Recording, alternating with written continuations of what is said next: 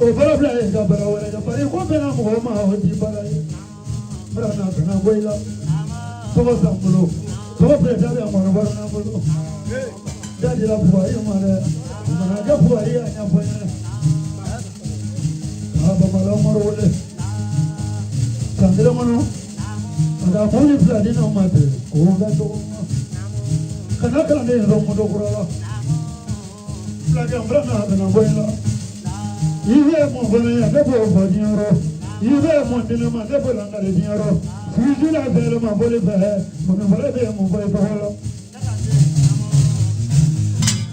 Amadu a barika fulakɛ ye fɔli daminɛ na ko jeliba ko ko y'i sigi sen kelen na ani tigɛ don a kun ka sɔn. Fulaya mana fɔ I n'o nangolonga cɛ don fɔ sisan nangolonga tigi don. Cale ka nangolonga ma janfa dɛ caman ta nɔ nkalon tigɛ ale ye caman ta nɔ nkalon tigɛ a ye. Mais Seydou ta nɔ tiɲɛ fɔ a ye a bɛ Matinɛni Adama wele jadaga tigɛ ale de nɔ ne kalan zaban dalilu la ko n ka diɲɛ la baro n'a ye n terikɛ Aruna ko k'i kɛ dɔ kun k'ale ye su in na sisan Mamadi k'i sabari dɔɔni k'a bɛ jama fo ka nabaga bɛɛ fo ale ye donso ye mais a ye locataire fana ye dɛ Sisi dɔgɔkɛ ale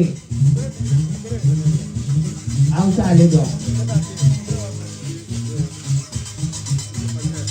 Sisi fa o dɔgɔmuso den ye ale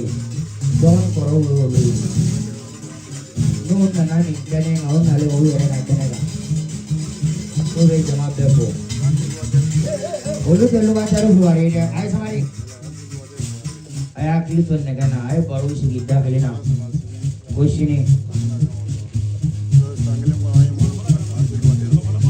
ko san kelen kɔnɔ olu ye mobili fila san n'olu tɛ locataire Buhari ye ko n'Ala sɔnna I ye baro min fɔ nin ye ale ye dɔ ta I ka kuma na ko sini sɔgɔma a bɛ ɲɔgɔn sɔrɔ k'a bɛ 2000 bila I ka bara kɔnɔ fɔlɔ ko sini sɔgɔma aw bɛ ɲɔgɔn sɔrɔ